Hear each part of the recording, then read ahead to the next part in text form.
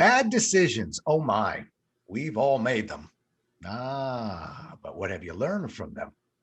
With me today is a man who has experienced with his own share of bad decisions, but he's created a process to sharpen our intuition to help avoid some of those bad decisions. Let's have ourselves a pocket sized pep talk. We'll figure out how he does it and how this might help you. A Pocket Sized Pep Talk, the podcast that can help energize your business and your life with a quick, inspiring message.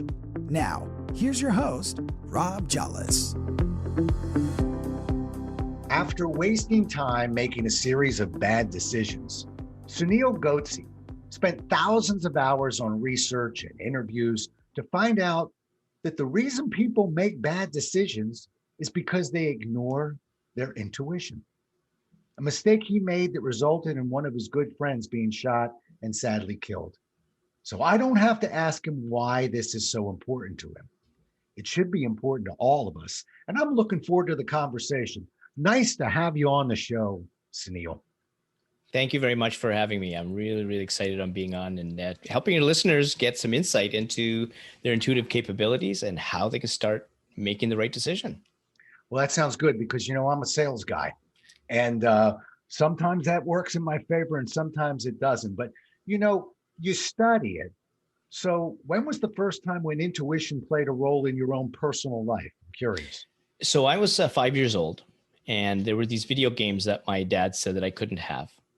And I remember very distinctly that this voice told me that that's not what you wanted to hear. And you need to go door to door and raise money.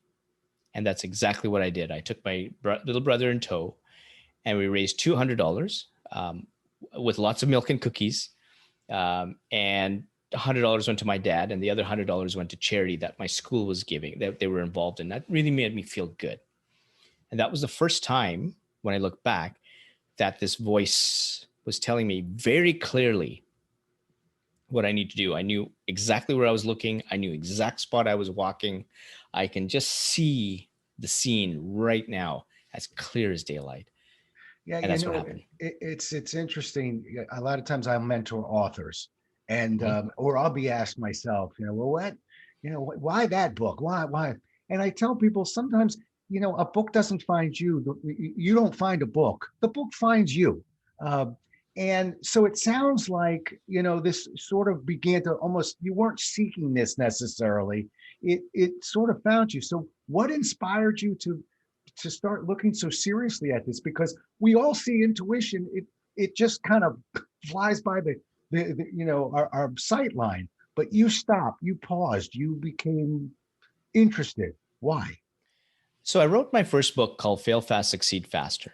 And the reason why I wrote it, it was really around looking at the failure of others and the hurdles that others went through. And if they did learn from the failures of others, then, consequently, if they didn't repeat those failures, entrepreneurs should be successful. And after I wrote the book and I started going on stages, one of the key questions I got asked from audience members was, what's the one thing that I can do to be successful as an entrepreneur?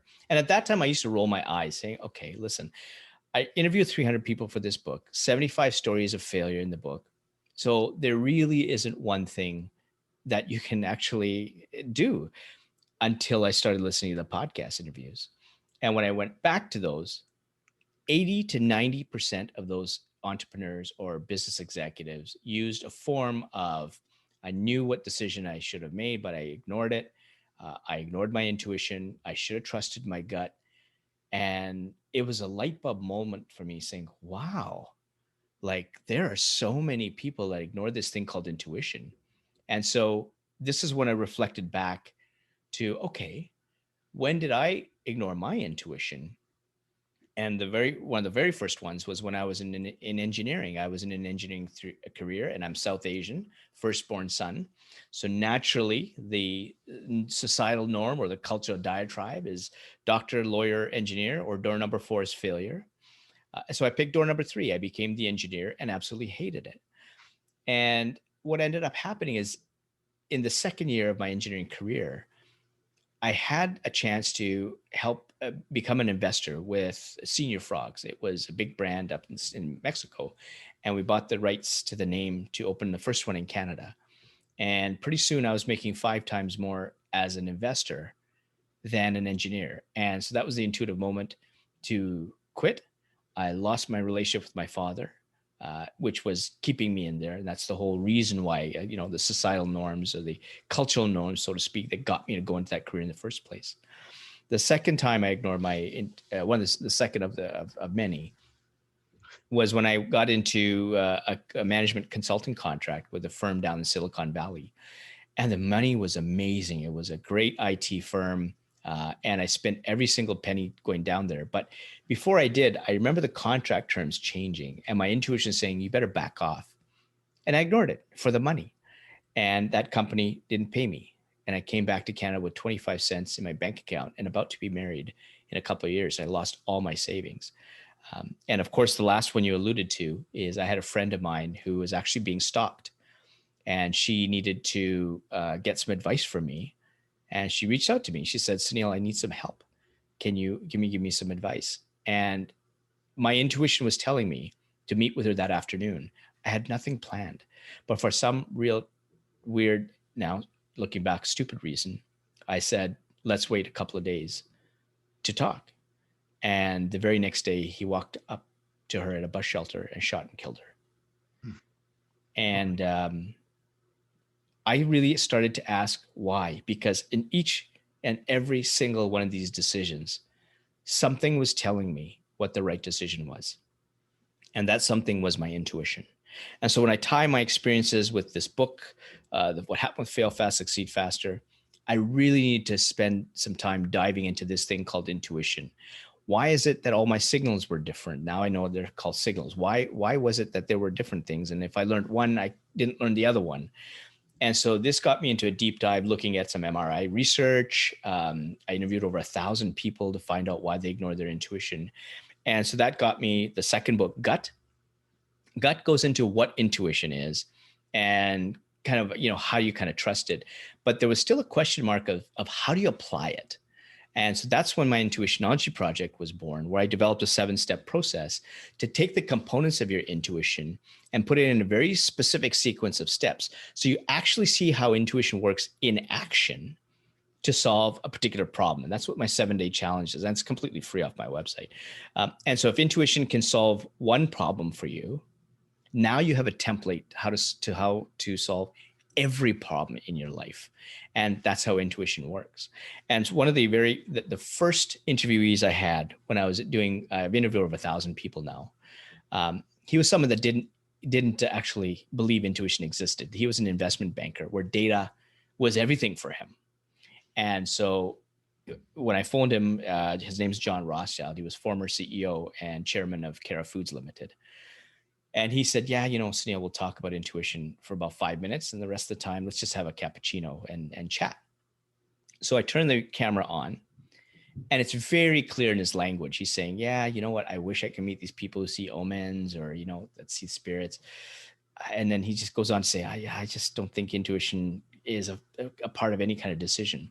But when I started to educate him on some of the complexities of intuition, like the 4 types of intuition and the signals, and sometimes you do things that go against the data and these feelings you have, within half an hour, he started warming up to that. And at the half an hour mark of our interview, he started telling me of a time where he actually went against the data to start a number of a franchise brand, which was the most successful under his restaurant portfolio. Then we get close to the end of the 1 hour long interview. And the very last question I had was, when did intuition help you make a decision that was so obtuse that people thought you were crazy? And he said, oh, that's an easy one. And now he's using the word intuition. And he said, what intuition helped me do was that this is a guy that was making $3 to $4 million a year, high-end restaurants, limousines, private jets. And his intuition wanted him to run this tiny bankrupt little restaurant. And he did. Everybody thought he was crazy. But that's what he wanted to do. He quit, walked into that restaurant. That tiny little bankrupt restaurant was Eastside Mario's location number 1. And over the next 20 years, he grew that into a $2 billion behemoth before he retired, all because of an intuitive moment. So I turned someone from zero to hero in 1 hour. How can I help others do the same? Wow.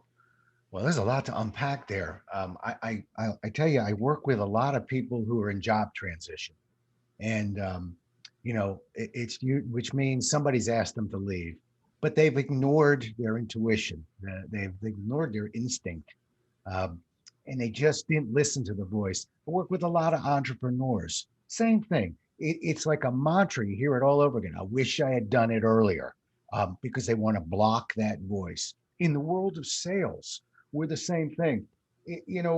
Selling's really a fun occupation. People, not, it's great, but every now and then we get a bad customer, and a bad customer don't have to be in sales and retail, almost anything. Bad customer can ruin your day, it can ruin your week, and ruin your month. You can take out your business. But I've never met anybody who had a bad customer and who didn't answer the question the same way, which was, did you know that this person was going to be bad? Oh, I shook their hand and I knew it. I got the first email and I knew it. And they block it and they block it. And sometimes, again, for competitive people like me, we block it. See, there's intuition, there's instinct. I tend to block it because my competitive gene comes out and goes, no, we don't quit. Go get that. You can get that. And so that's where there's a battle going on. It's just very interesting to me to listen to you. And I love the fact that you have a process. And I wrote down 4 types. Talk to me about these 4 types. Is that okay? Can we unpack that a little bit? Absolutely. So these 4 types of intuition all work together to help you make the decision that you're going to make. And just recognize this isn't a split second. The first one is called experiential intuition. So what happens is when you're born, you have over 100 billion, 90 billion neurons when you're born, and they're firing at 200 times a second to soak in all the experiences around you that are relevant to you. It's not picking up everything, but what you are picking up on. And if you look at the subconscious or conscious as a whole, as an iceberg, the conscious part is the 10% above water, the subconscious, the 90% below water. And so this is where the experiences you gain all get stored like a library in the subconscious area, so that whenever you're making a decision, your intuition goes into the subconscious area and picks apart those books, if you will, that are related to that particular decision that you're in. So as John was saying, he didn't believe it was based on data and past learning. It absolutely is based on your past learning and your experiences, both formal in your education and sort of street smarts, informal. And not only your experiences, but the experiences of others that you've observed and that you've learned from, and the failures that you've gotten, and the hurdles you've gotten through. Those are all experiences that are chalked up that your intuition feeds off on. That's the first of the 4. The second of the 4 is called relational intuition. That's looking at who's in the room. Is that person being deceptive? What are his or her intentions? Are the actions matching the words? And it uses a baseline. So if someone is naturally introverted or twitchy, for example, intuition will use that as a baseline. It's looking at the detraction from that to say, is that deceptive? Can I trust this person? And it's not the one time. It's like a camera, like consistently making sure that person is being trusting, even in the words that they put in an email, the tone. And all that gets informed from that person. The third is called relational intuition, situational. That's looking in the environment. Are things out of place in this environment, or is this a safe environment? And a lot of people sometimes when they walk into a house versus a home, that's the easiest one. When I was looking at, new houses, I walked in and instantly I walked out. I told my wife, this just feels weird. And that's your situational intuition working. And the fourth one is creative intuition. That's the one that actually drives the decision. And creative just means it could be so obtuse, like John Rothschild opening up Eastside Mario's location number 1. Or it could be just a minor decision that's been informed by the other 3. And that's how you make a decision. So that happens in a split second. And then the way that it helps you is with things called intuitive signals.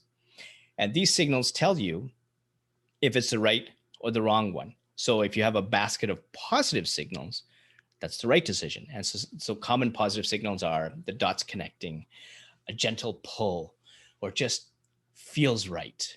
Those are common ones. Negative signals are the hairs on the back of your neck standing up. It could be a voice. Some people said omen, and a very rare one is from an entrepreneur. And every time he got into a venture, which is the wrong one, his left earlobe would get hot. And he actually told me he didn't know that there were any signals until he started telling me in the interview of the failures he had. And every time he mentioned a failure, he's grabbing his earlobe. And the light bulb moment hit. He said, Sunil, I just realized what my signal was. And he recounts telling his wife and grabbing his left earlobe when he was telling his wife about the failures way back when. So once you know your positive and negative signals, your inventory of those, by looking in your past, and this is all part of that 7-step process, where you look in the past as to what didn't work and what did work. What are those signals? Now, when you make a decision, of course, you've got all those 4 things working together, but now you know, is this a positive signal or a negative signal? If it's a positive one, that's the decision you take. If it's a negative one, you better turn around.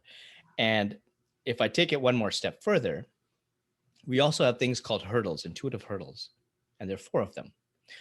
One of the biggest ones is fear. The fear of failure, the fear of change, the fear of the unknown. And it's not, and so there's a difference between sort of fear of like a saber-toothed tiger is coming to get you and eat you versus the fear of actually making the decision, but you're really fearful because maybe there's a massive change. People walking out of an abusive relationship, getting into a new venture, launching a new career, whatever it is, you're scared. But that's where the signal becomes really important because the signal is a positive one. You may be fearful, but that positive signal is going to tell you this is the path you need to take because I've looked at the past. I looked at the situation. I looked at the people in the room.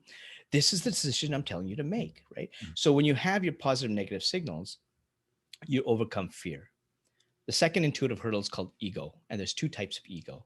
There's a narcissistic ego where you're talking because you want to be heard and you don't have experience in what you're talking about. And there's the other one, which is called herd mentality.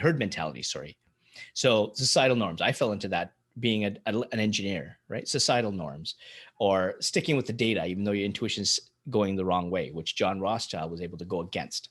And the third hurdle is being too emotional. Relationships are very much like that. And the 4th hurdle is called being too rational. So when you don't pay attention to these signals and you're not very confident and you don't take time to understand your intuition, one of these 4 hurdles or more are going to squash or crush your ability to sense these intuitive signals. And now you've got to find out how to get rid of those hurdles so then you can ultimately make the right decision. And if you make the wrong decision, there's something I call opportunity cost. And it's not just the cost of you making the wrong decision. It's also the cost of you not making the right decision. So your cost is actually 2 times every time you make a bad decision.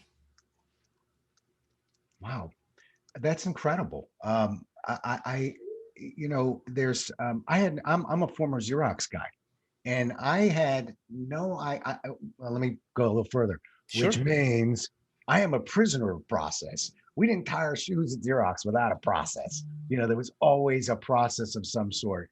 But I always, I humbly say, when you have a process, you have a way of measuring what you're doing. And when you can measure it, you can fix it. So what's really kind of blowing me away here, and I feel like I'm just sort of sitting in the bleachers listening, is that there's a process for this. Mm-hmm. Because before I met you, I would say, well, there's a definition for it, and I can spot it when I see it, but I didn't really realize there's so much science behind it. Mm-hmm. I did see, as I mentioned, sort of that repetitive feel of, boy, everybody that it doesn't have to be an entrepreneur. Everybody that takes a leap of some sort is almost always not complaining, but reflecting on the fact that, the only mistake I made was I should have leapt earlier. I should have done this, but I was, but I don't, I was waiting for a coconut to hit me in the head. I think that's most of our process. I was walking around and nothing was falling out of the tray. So why would I leave? Why would I open up the restaurant? But It's really interesting to hear from you that, there's a lot more science behind this than we think. And yes. It sounds like you've kind of, really found a spot there. I don't often, look for book titles a few times, but I want to get it at the end, but I want to get it again. the most recent book is called Gut. Gut. That's right. Gut. We can find that on Amazon, I'm You assuming? can find it on Amazon. You can find it on the Sunil.Godse website. I can give you the link to it wherever you want. There's an Audible Throw out for the Gut. link now, just in case I forget later. What's the link? Yeah. So if you go to sunilgodse.com/books, that's my corporate website. Wait a minute. You had to teach me how to say that name. I can only imagine people going, how do you spell that? So you go to sunilgodse.com/books. That's the book page there. And so that's where both Fail Fast, Succeed Faster and Gut. Gut's also available on Audible. So I have the audiobook for those who want the audiobook. And of course, Amazon and Amazon may offer some discounts as well. I'm not sure what they're going for now. Right. Or Chapters and Barnes Noble, wherever they want to find their books, the books, they're there. Okay. And the other thing I want to also point out is that one of the things that you did say is that you often notice it, or from what you've seen, the intuition is there. What I would question to you, the question I would pose to you is, that's just what you've seen. Right. How do you know that that's the first signal versus the third? Right. Because if it's the third signal, what that's telling me is you've already made two bad decisions, because you missed the first signal, the second signal, you've recognized the third one. Right. Because it's loud enough for you to say, oh, that's that gut feeling. But the one previous to that could have been the back of the hairs of your neck standing up. And the one previous to that, well, it could have been just something's off. Right. So those two bad decisions could be very minor, and maybe you stubbed your toe, or you've just gone bankrupt. Yeah. You don't know. Yeah. Interesting. So, you're certainly selling me on this. In terms of, see, the sales guy, I'm sold. But when I can hear in my head and from people listening, well, wait a minute, I've trusted my intuition before, and it didn't work out so hot for me. So what are some hurdles that we've got to kind of overcome? When we trust our intuition, so to speak. So whenever people tell me, and after interviewing 1,000 people, there are always a sprinkle that said intuition led me down the wrong road, or down the wrong path. And so one of the things is, when I peel back the story about what happened, typically, and I'll give you an example, very good example of this.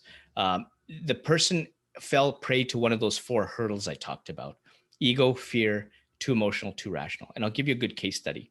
Mark Betry, I think he's in the top 100 of podcasts. He's got with Humans 2.0. He came on to my podcast series, and he had social anxiety. He wrote a book on it, and he was making 5 figures in high school and started lying. And it got to the point where he wanted to take his own life because of ego. So when he started to tell that story, he started telling me that story by saying, oh, but I trusted my intuition, and it got me to lie. And then it led me to this. So not all types of intuition, sometimes you learn from your failures. And I just told him, hold on, Mark, because if you're to listen to the podcast, before you started telling me the story of you lying, the first thing that came out of your mouth was you said, I shouldn't have lied, but. When you said that was your intuition telling you that you shouldn't have. The fact that you continued was, in his case, because of ego. He wanted to fit in, and he couldn't. And that got him to lie, and that got him to experience social anxiety to the point where he almost ended his life. And so every single one of the stories, when I unpack it and you go to the first decision, there's always that left or right, and the left is the wrong way. The right was always telling you the right way, but you chose to go left. And you somehow say it's intuition because that was a decision you made. And this is where the complexity and not really understanding intuition comes in. And this is the whole goal of what I'm trying to do with intuitionology, is if you knew what that signal was, you knew, because you would have made the wrong decision. So that signal that you had was the wrong decision. So for Mark, when he made the decision to lie, there was a whisper, there was a signal. That would have been his first negative signal. And that's what he needs to keep in his inventory, because when that negative signal comes up, it's one of the earlier ones. Now he knows to avoid a career, a sales tactic, a person, business venture, whatever. because that first signal is negative. Well, it's interesting. I have a much shorter answer to that question for me because I always get somebody who'll say, I followed your process. I followed it completely. And you know what? I did not succeed. And I because I don't have the background you have, I actually say, well, please remember, it's a process, not a straitjacket. And oh, by the way, I could take you to Vegas. We could play blackjack. I'm going to stick on 20 when the dealer's showing a 3. And you know what? He may just get himself an 8. We're going to lose that hand. But a whole lot more times than that, we're going to win the hand. And sometimes you have to remind people that, listen, if I can show you how to be successful a whole lot more often than you are now, please understand that sometimes we'll follow the process and it won't lead to success. But look at the entire body of work here. And because there's always a process. Yeah, I could still follow everything and perhaps go down the wrong road. Okay, but let's do it 15 times and see what happens. Yeah, and the other thing you have to also mention, this process is highly customizable because these signals are your signals. They're not mine. They're not, I mean, these are yours, Rob. This is not my daughter's. This is not my wife's. These are mine. Mm-hmm. They're very, very custom and unique to me. So I've already experienced these signals. I just chose to ignore them before. Right. So there's nothing I'm not telling you that you don't have. I mean, it's your subconscious, it's your intuition. These are all things that you have. I'm just saying that here's the process that you put it in place. And if you need to fail to go through, well, go through the process again, because that failure now, did it trigger another signal? Or why? Which of the 4 hurdles came up? Now you know which of the 4 hurdles have come up. You've identified that hurdle. Yep. Tick it off your list. Have you ever seen the movie Defending Your Life? No, I have not. It's a mid-90s movie with Meryl Streep and a comedian named Albert Brooks. But it's interesting because it's a comedy of sorts and a romantic comedy, but it's one person's vision of what happens when we die. And in a almost comedic way, we defend our life with a prosecutor and a defender in a sense. But what makes the movie interesting is you immediately go, well, what's the criteria? Is it the time where I push somebody down a hill? It has nothing to do with that. This one writer's vision of what it's all about is, were you able to overcome your fear? Did fear hold you back? And the scenes in your life that the prosecutor brings up are the times where you turned around because of fear. And the times where the defender says, no, Sunil's ready to go forward, are when the times where you were fearful and said, I'm going in there anyway. And I think it's such a beautiful message, really, of how important it is to, intuition, big time. There's also an element of overcoming fear. Look, when you walk out of the corporate world, I don't care how well you think you have it mapped out or intuition, there's always this voice that says, but we're safer in there. Yeah, absolutely. And it's a work in progress. It's a journey. I mean, it's a journey for me. And one of my interviewees is Vin Jang. And this is one of the problems that we sometimes get into is we hang our hat on external extrinsic motivations, money, fame. And so Vin Jang was a very particular podcast interviewee. He's one of the more popular ones. And he came to a point, he teaches magic or communication to 100,000 people a year before COVID, 80 stages around the world. And he felt like crap. And he went to New Zealand, where there was no cell signal. And he started putting up these pieces of paper about what values were important to him, which is important because your values are, if those values are crossed, your intuition is going to say, avoid that person, avoid that situation. After putting up what he thought were genuine values, he looked at them and saying, well, that's what my mom wants. That's what my wife wants. This is what society wants. That's what my manager wants. None of these pieces of paper had what he wanted in life.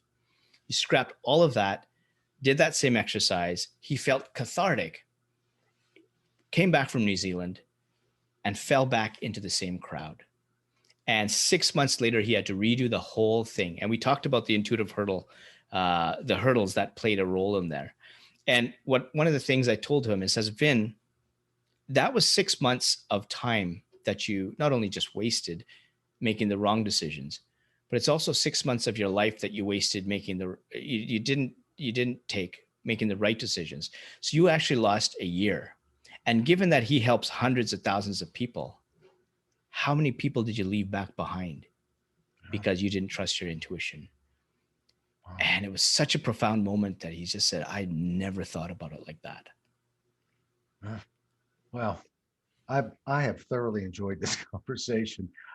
And again, it's for me and a lot working with a lot of salespeople, we battle that a little bit.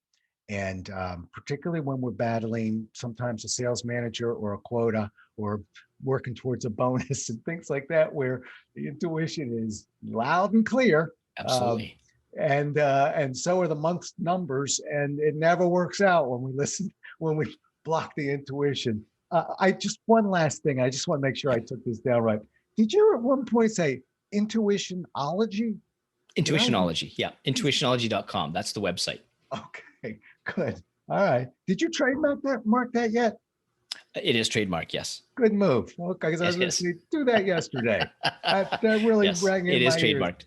Okay. One more time now that we got the website in there. One more time on the book and anything else you'd like to add, and we'll wrap up. Absolutely. So the book is there's Gut and Fail Fast, Succeed Faster. Gut, you can get the free ebook off the intuitionology.com website. And if you go to directly the 7-day challenge, which is free, by the way, or if you take the book, they'll both lead you to the 7-day challenge, because my ultimate goal is to show you how it works to solve a problem before you dive any deeper into, my membership programs or anything like that. My whole goal is to get you to understand intuition first. Here's the template. Here's how it works.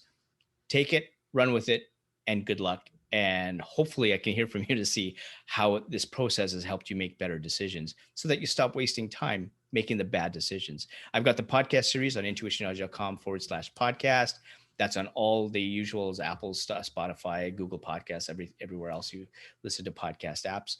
So today we released Larry DeLucas, who was up on the Space Shuttle Columbia, and how intuition played a role into him going up there. So tons of different guests from all different walks of life. They can reach me on any of the socials. My email address is sunil@sunilgodsey.com. They can DM me. SUNIL at SUNILGODSE.com. And they can DM me, email me. Happy to answer some questions. Perfect. It's a lot of people are after the holidays. They look at that word gut in a different way. It's nice to see that you've made a good thing out of the word gut. I have, yes. So, listen, I can't thank you enough for being with me today. I really I enjoy hearing from people, but I really enjoy when it's so applicable to just about everyone and everything where you're coming from. And I'm grateful you were able to spend some time with us, and I really appreciate it. Thanks so much for being on the show. Thank you for your time. All right. Well, folks, you heard a good one. Thanks a lot. Rate, review, and have yourself a wonderful day. Thanks so much for listening. If you enjoyed today's show, please rate and recommend it on iTunes, Outcast, or wherever you get your podcasts. You can also get more information on this show and Rob at jollis.com.